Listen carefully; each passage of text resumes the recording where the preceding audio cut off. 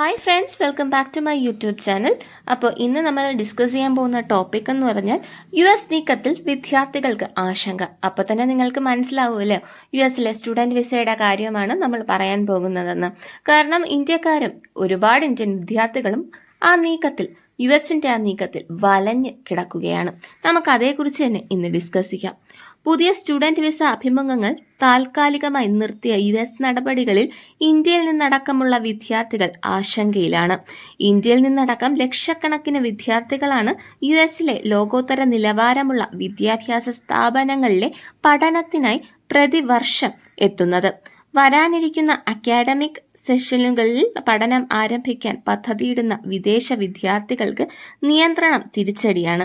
ദേശീയ സുരക്ഷാ നയത്തിന്റെ ഭാഗമായാണ് ട്രംപ് ഭരണകൂടത്തിന്റെ നിയന്ത്രണം. ഒരറിയിപ്പ് ഉണ്ടാകുന്നതുവരെ സ്റ്റുഡന്റ് വിസ അഭിമുഖം നടത്തുന്നതെന്നാണ് എംബസികൾക്ക് US നൽകിയിരിക്കുന്ന നിർദ്ദേശം. നിലവിൽ അഭിമുഖം നിശ്ചയിച്ചിട്ടുള്ളവർക്ക് നിയന്ത്രണം ബാധകമല്ല.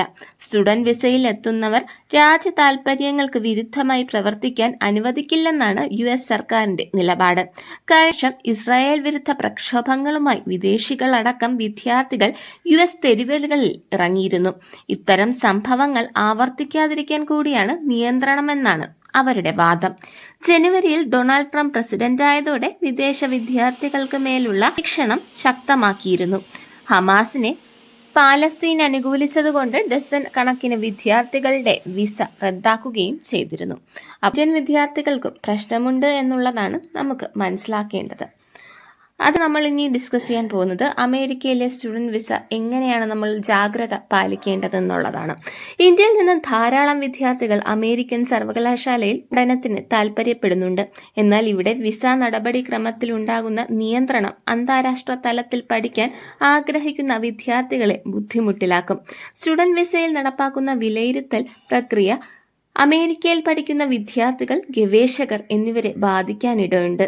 Student visa F1, visa J1 എന്നിവയിലും പരിശീലനവുമായി ബന്ധപ്പെട്ട M1 വിസയിലും വിലയിരുത്തലും നിരീക്ഷണവും നടക്കുന്നുണ്ട്. ഇതിനകം വിസ അനുവദിച്ചവരുടെ സ്റ്റാറ്റസ് വിലയിരുത്തുന്നതും ഉണ്ട്. കാലയളവിലെ സോഷ്യൽ മീഡിയ പ്രവർത്തനങ്ങൾ, പ്രസിദ്ധീകരിച്ച ലേഖനങ്ങൾ, പോസ്റ്റ് ചെയ്ത വീഡിയോ മുതലായവ നിരീക്ഷിക്കും. അക്കാഡമിക് നിലവാരം, ക്യാമ്പസിനെതിരായ പ്രവർത്തനങ്ങൾ, പഠനത്തിൽ ശ്രദ്ധയില്ലായ്മ എന്നിവയും നോക്കും. വിലയിരുത്തലിൽ വിസ ക്യാൻസൽ ചെയ്യുന്നതുവരെയുള്ള നടപടികൾ സ്വീകരിക്കും. ഇവ ഒരർത്ഥത്തിൽ വിദ്യാർത്ഥികളുടെ പഠന നിലവാരം മെച്ചപ്പെടുത്താൻ സഹായിക്കുമെങ്കിലും ഉപരിപഠനം, ഗവേഷണം എന്നിവയിൽ അനിശ്ചിതത്വം ഉണ്ടാക്കും. അമേരിക്കയിലെ 11 ലക്ഷത്തിലധികം അന്താരാഷ്ട്ര വിദ്യാർത്ഥികളിൽ 1/3 ഇന്ത്യക്കാർ തന്നെയാണ്. പുതുതായി സ്റ്റുഡന്റ് വിസ, എക്സ്ചേഞ്ച് വിസ എന്നിവ അനുവദിക്കുന്നതിൽ നിയന്ത്രണമുണ്ടെന്നും വിദേശ മാധ്യമങ്ങൾ റിപ്പോർട്ട് ചെയ്തിട്ടുണ്ട്. വൻ തുക മുടക്കി അമേരിക്കയിൽ പഠിക്കുന്ന വിദ്യാർത്ഥികൾ കാര്യത്തിന്റെ ഗൗരവം മനസ്സിലാക്കി ചിട്ടയോടെ പഠിക്കേണ്ടതുണ്ട്. രാജ്യത്തിന്റെ പ്രതീക്ഷയ്ക്കനുസരിച്ച് പ്രവർത്തിക്കേണ്ടതുണ്ട്. ക്യാമ്പസിലെ ചിട്ടകളും നടപടിക്രമങ്ങളും പാലിക്കണം. വിദ്യാർത്ഥികൾ അറിയാതെ അവരുടെ പ്രവർത്തനങ്ങൾ നിരീക്ഷിക്കുന്നുണ്ടെന്ന് പ്രത്യേകം അറിയിക്കേണ്ടതാണ്. എന്നാൽ H1 തൊഴിൽ വിസയിൽ നിയന്ത്രണങ്ങളില്ല. അമേരിക്കയിലെ സ്റ്റുഡൻസ് എക്സ്ചേഞ്ച് വിസയ്ക്ക് അപേക്ഷിക്കുന്നവർക്ക് പ്രകോപനമുണ്ടാക്കുന്ന സോഷ്യൽ മീഡിയ പോസ്റ്റുകൾ അപ്ലോഡ് ചെയ്യരുത്.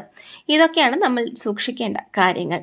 അപ്പോൾ എന്തായാലും US നീക്കത്തിൽ ഇന്ത്യക്കാരുൾപ്പെടെയുള്ള വിദ്യാർത്ഥികൾ വലയുന്നുണ്ട്. ഇന്നത്തെ എൻ്റെ വീഡിയോ ഇഷ്ടപ്പെട്ടെന്ന് വിചാരിക്കുന്നു. ലൈക്ക് ചെയ്യുക, ഷെയർ ചെയ്യുക, സബ്സ്ക്രൈബ് ചെയ്യുക.